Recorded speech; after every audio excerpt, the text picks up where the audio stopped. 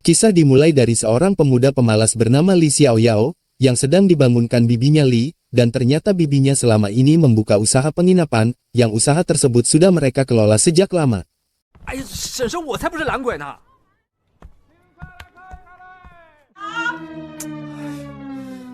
Tak selang beberapa menit, datanglah sekelompok pria yang ingin menginap di tempatnya tersebut, dan karena mereka membayar dengan harga mahal, hal itu membuat bibi Li senang, dan ia langsung menyuruh Xiao untuk mengantarkan mereka semua ke kamarnya.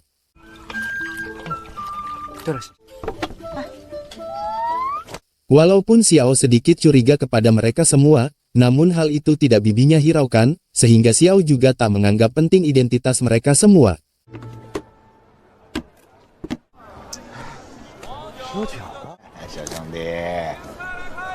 Dan saat Xiao akan mengantarkan pesanan, ia dibuat sedikit heran kepada pengemis yang duduk di depan penginapannya. Dengan sedikit basa-basi, pengemis tersebut menawarkan sebuah jurus pedang kepadanya, namun untuk menguasai jurus tersebut Xiao harus menemuinya di suatu tempat.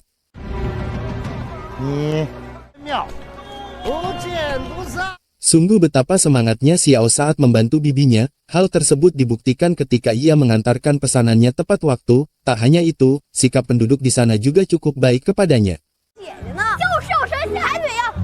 Saat Xiao selesai mengantarkan pesanan, ia sedikit dibuat geram, setelah ia melihat Wang Xiaohu sedang dibuli oleh anak-anak nakal di sana. Tak hanya itu, Xiao juga dihina oleh mereka semua. Hal itu membuat Xiao kesal, dan tanpa mempertimbangkan perbuatannya sedikit pun, ia langsung menjatuhkan air kotoran yang berada tepat di atasnya.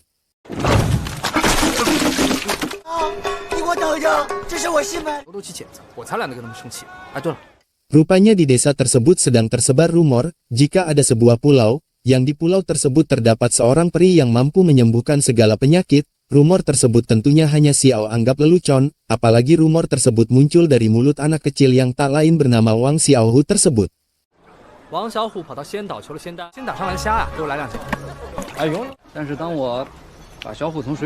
Dan sungguh paniknya Xiao, ketika ia melihat bibinya tak sadarkan diri, bahkan bibinya juga keracunan di sana. Entah siapa yang meracuninya, yang jelas pelaku tersebut sangat dekat dengannya.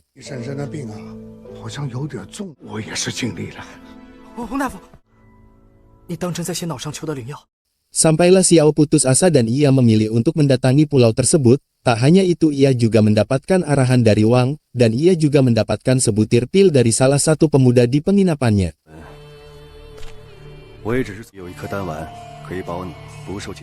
Karena Xiao tak memiliki jalan lain, ia langsung memakan pil pemberiannya, yang katanya pil tersebut dapat melindunginya kelak ketika menghadapi bahaya.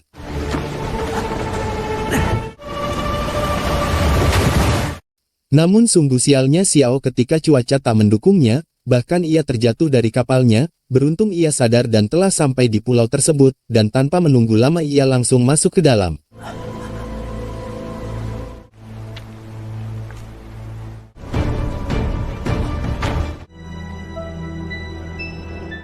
Rumor tersebut ternyata memang benar adanya, dan di sini Xiao sedikit dibuat ketakutan, ketika kedatangannya disambut oleh peri, yang memiliki petir yang mematikan.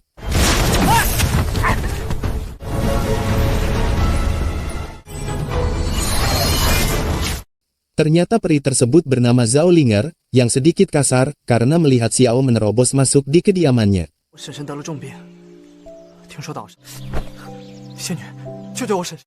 Tak lama setelah itu, datanglah neneknya Linger dan demi keselamatan Xiao, ia memilih mengajaknya pergi dan bersembunyi di dalam goa.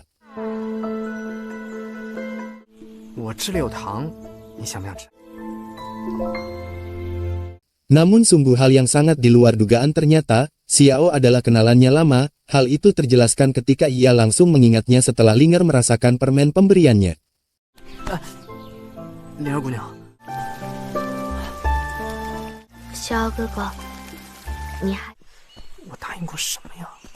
Namun di sisi lain Xiao tak memiliki ingatan apapun untuk itu. Sampailah keadaan saat dimana Xiao berhasil ditemukan neneknya Linger, dan saat Xiao hampir dibunuh di sana, Linger langsung menjelaskan jika pria yang berada di depannya adalah Xiao Yao dulu.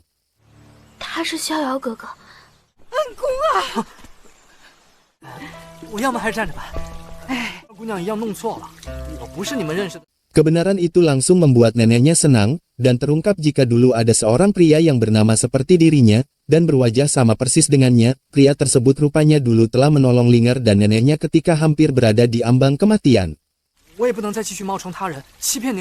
Hal itu membuat Xiao makin pusing, karena ia tak sama sekali memiliki ingatan tersebut, dan untuk menjelaskan itu semua, Linger membawanya ke suatu tempat, yang tempat tersebut ternyata terdapat ingatan yang sangat kuat antara dirinya dan Linger.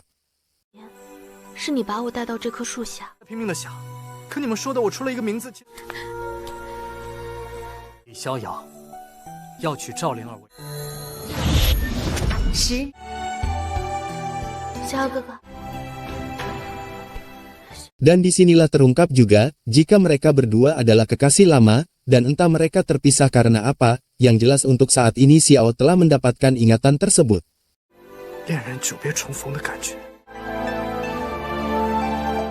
Tak hanya itu, mereka berdua juga telah berjanji untuk tak berpindah hati, bahkan ia juga berjanji sebuah pernikahan untuknya.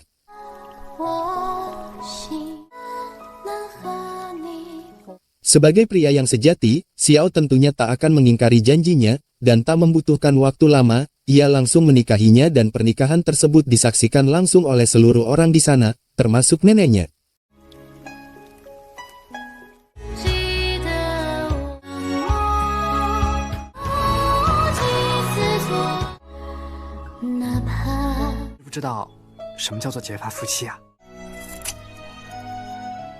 Karena Xiao memiliki orang yang harus diselamatkan di rumah, ia tak bisa berlama-lama, dan saat ia akan pergi dari sana, tiba-tiba datang para pemuda yang langsung menyerang Linger dan orang-orang di sana, yang ternyata pemuda tersebut adalah para pedagang yang sedang menginap di kediamannya. Sudah berusaha sekuat tenaga dan mati-matian Xiao di sana, namun sungguh sialnya ia ketika dirinya memiliki tubuh yang lemah dan tak bisa berbuat apa-apa. Namun sungguh beruntungnya ia, ketika dirinya sempat diselamatkan seorang nelayan, yang orang tersebut tak lain tetangganya sendiri.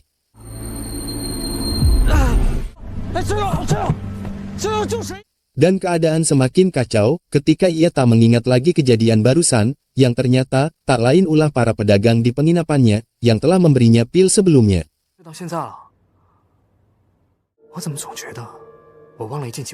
Entah akan semendidih apa kepalanya Xiao, ketika ia tahu jika istrinya dan orang-orang di sana dibantai olehnya.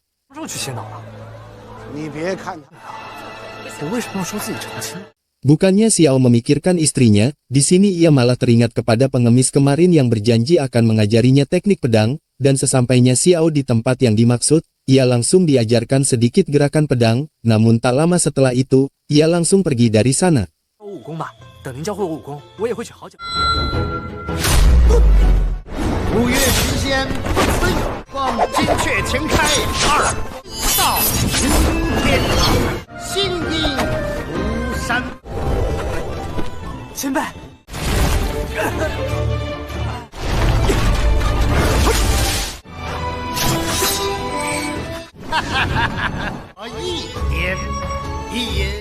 Keesokannya, ia tak sengaja melihat para pedagang yang telah pulang, dan mereka sedang membawa karung yang sangat mencurigakan. Tanpa menunggu lama, Xiao langsung menyelidiki hal itu melalui lorong rahasia yang langsung tembus di kamar mereka. Dan betapa kagetnya Xiao ketika ia membuka karung tersebut, dan karung tersebut berisi seorang wanita, yang tak lain istrinya sendiri.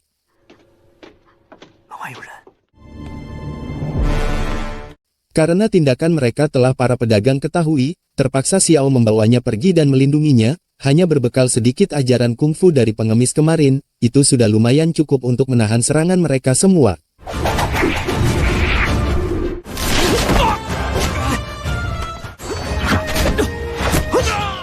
Sampailah pemimpin pedagang tersebut turun tangan, dan disinilah Xiao dibuat sedikit kewalahan, beruntung bibinya langsung menolongnya, dan terungkap jika bibinya juga bisa bela diri, bahkan pemimpin pedang tersebut dibuat kalah telak di kediamannya.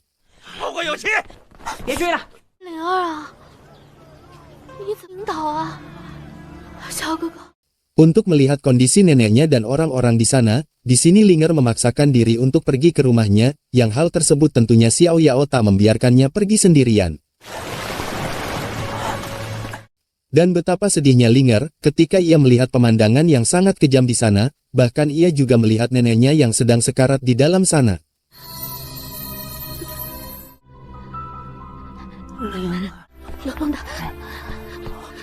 Di sini neneknya juga berpesan kepada Xiao untuk selalu menjaga Linger dan membawanya ke wilayah Nanzhao guna mendapatkan perlindungan dari sana.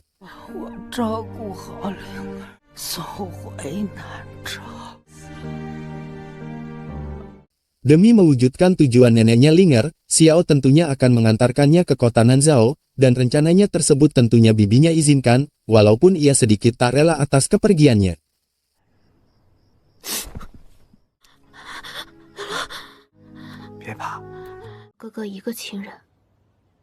Tak hanya itu, bibinya juga membekalinya pedang peninggalan ayahnya dan buku panduan kungfu untuknya.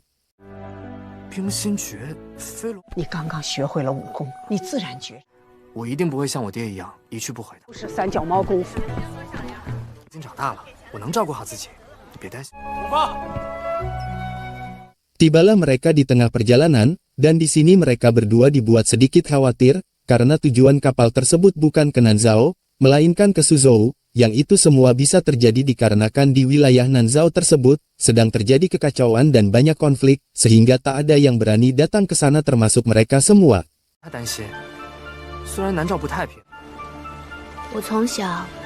Kenyataan itu membuat mereka tak memiliki pilihan lain, selain mereka harus mendatangi tempat yang mereka maksud yaitu Suzhou.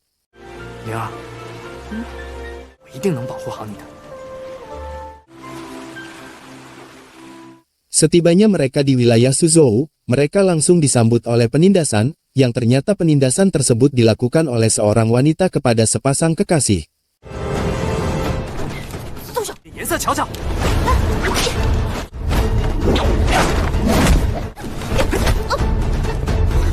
Dan wanita tersebut bernama Yueru, yang tindakannya langsung dihentikan Xiao di sana.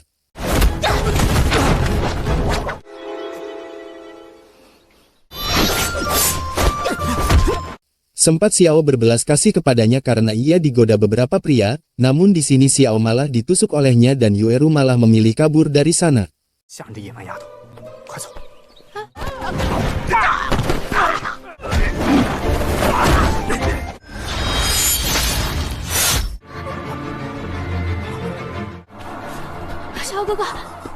Kejadian ini tentunya membuat Linger sangat bersedih, dan tanpa berpikir panjang, ia langsung menggunakan ilmu kebangkitan, yang tentunya demi mengalirkan ilmu tersebut, diperlukan kekuatan yang sangat besar.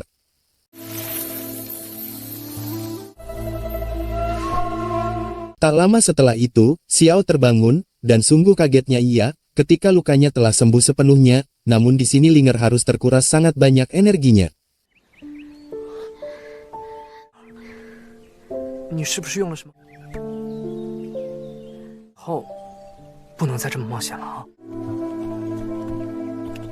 Setelah kepergian mereka, Yueru datang dan sungguh telatnya ia, setelah sampai di sana mereka sudah keburu pergi dari tempat tersebut.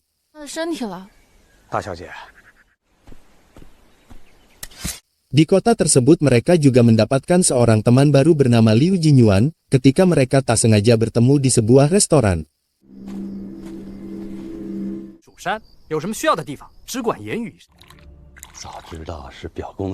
Karena Yuan memberinya mereka tempat tinggal, sebagai imbalannya, di sini Xiao akan membantunya untuk mendapatkan pujaan hatinya, dengan memenangkan pertandingan perebutan calon suami yang akan segera diadakan.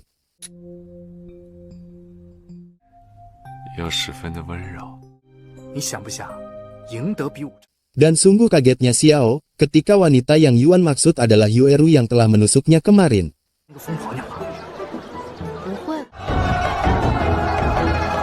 Pertandingan dimulai, namun semua peserta telah Yueru kalahkan, bahkan Yuan juga gagal di sana, yang hal itu memicu amarah Xiao, sampai mereka membuat perjanjian bertarung, namun tidak untuk pernikahan.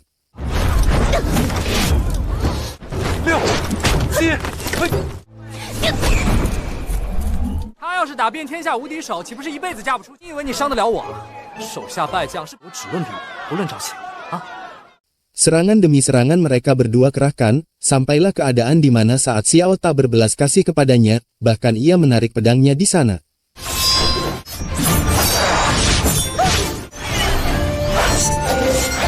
Tentunya kemampuan Yoeru masih jauh di bawahnya, yang hal tersebut dibuktikan ketika ia dibantai secara total, tepat di hadapan ayahnya dan para penonton di bawah sana.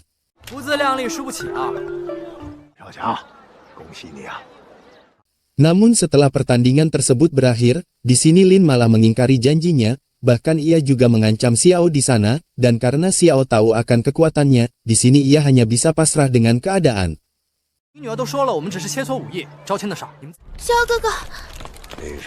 Ternyata Xiao dan Linger hanya dibawa di kediamannya, hal itu mereka lakukan karena Xiao telah menggunakan jurus pedang Sushan dalam pertandingan barusan.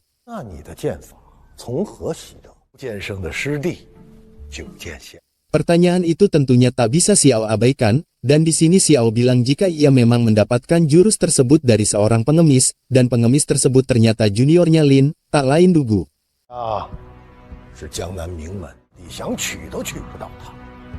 Tak hanya itu, Lin juga masih membicarakan pertunangan putrinya, yang hal tersebut langsung membuat Xiao harus membuat alasan lagi.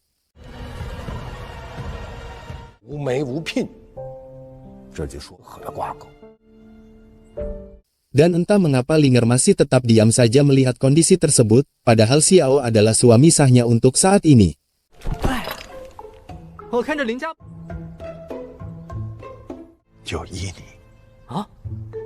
Beruntung Xiao membuat janji palsu kepada Lin, jika ia akan menikahi putrinya, tapi ia harus keluar dulu untuk mencari mas kawin untuk pernikahannya. Kesempatan itu tentunya ia gunakan untuk kabur, namun sungguh sialnya ia, ketika rencananya telah Lin sadari dan ia langsung menghalanginya di gerbang kota.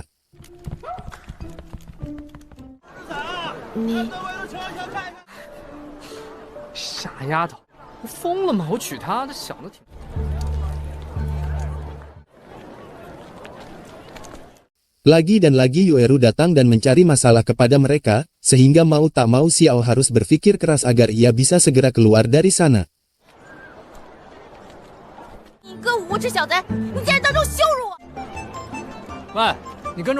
Dan rencananya yaitu, untuk menjadikan Yoeru sebagai teman, agar kelak mereka bisa mendapatkan pertolongan dengan mudah, dan bisa membatalkan pernikahan mereka dengan baik-baik.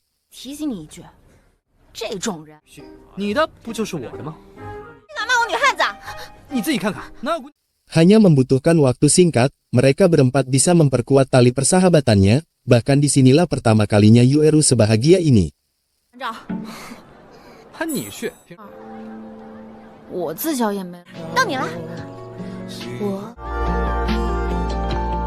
Kedekatan mereka semua membuat Yoeru semakin semangat, dan ia terus memohon kepada ayahnya untuk membatalkan pernikahannya. Hal tersebut tentunya membuat ayahnya sedikit tersentuh, dan ia masih mempertimbangkan permohonannya.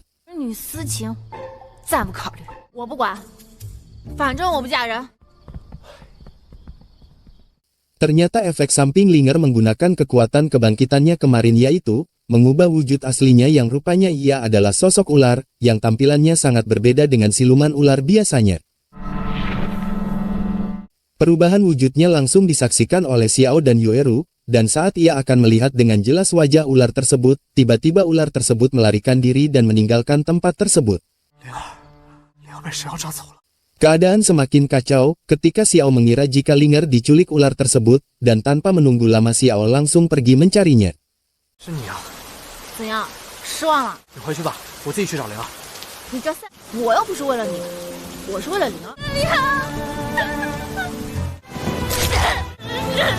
Setelah Linger bangun, ia sudah dibawa oleh segerombol orang, yang bermaksud ingin menolongnya.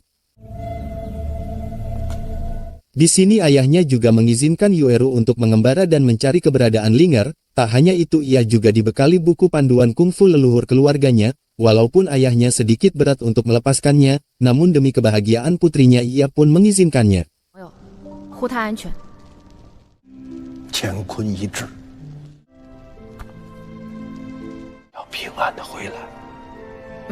Sampailah mereka di desa Beihe, dan ternyata disinilah kediaman para warga tersebut, yang rupanya mereka semua dibawa di sini tak lain hanya untuk diobati dan disembuhkan.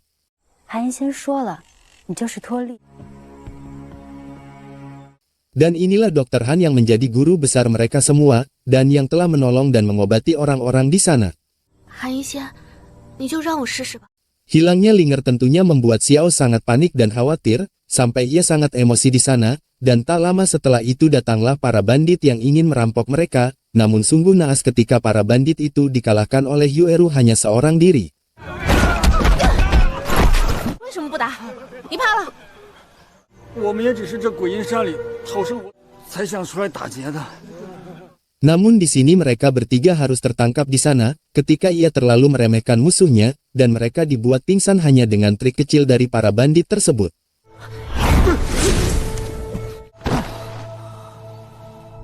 Beralih di kondisi Linger yang lagi-lagi menggunakan ilmu kebangkitannya, dan di sini ia malah menggunakan ilmu tersebut untuk menolong seorang gadis yang tak sama sekali ia kenal.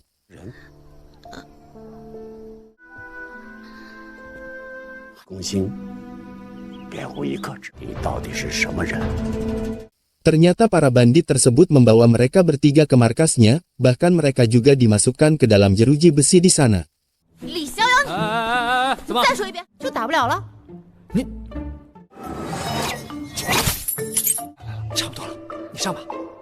我屁股卡住了。哦，嫌你腿长。